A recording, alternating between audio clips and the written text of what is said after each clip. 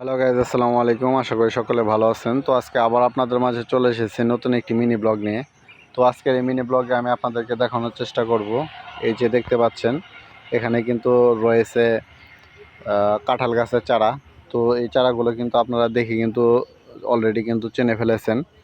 আর এই চারাগুলো মানে কেমন চারা এবং কেমন সময় লাগে এই গাছগুলো বড় হতে এবং কী পরিমাণ সময়ের ভিতরে এগুলোতে ফল আসে এ সম্পর্কে কিন্তু বিস্তারিত আলোচনা করব আজকের এই ব্লগ ভিডিওতে।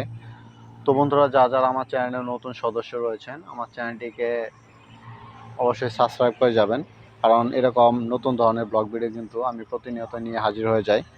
তো এই ব্লগটি যদি আপনাদের কাছে ভালো লাগে তাহলে কিন্তু অবশ্যই আমার চ্যানেলটিকে সাবস্ক্রাইব করে যাবেন এবং লাইক, কমেন্ট এবং কি শেয়ার করবেন এবং ভিডিওটি স্কিপ এবং কেটে না দিয়ে সম্পূর্ণ ব্লগ ভিডিওটি দেখুন। আশা করি আপনাদের অনেক অনেক ভালো লাগবে এবং আপনার চাইলে কিন্তু এই গাছগুলো কিন্তু নার্সারি থেকে ক্রয় করতে পারবেন।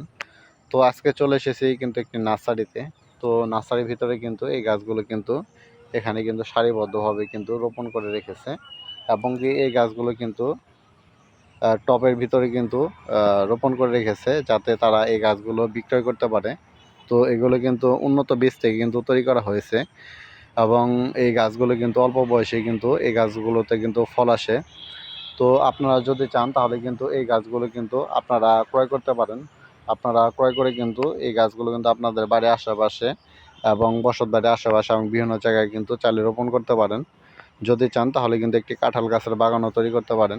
তো এগুলো কিন্তু আপনারা আশা করি অল্প সময়ের ভিতরে কিন্তু ফল পাবেন।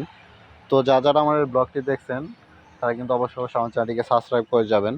তো আপনাদের মাঝে আবারও দেখা হবে নতুন কোনো ব্লগ ভিডিওতে। তো সকলে ভালো থাকবেন। আসসালামু আলাইকুম।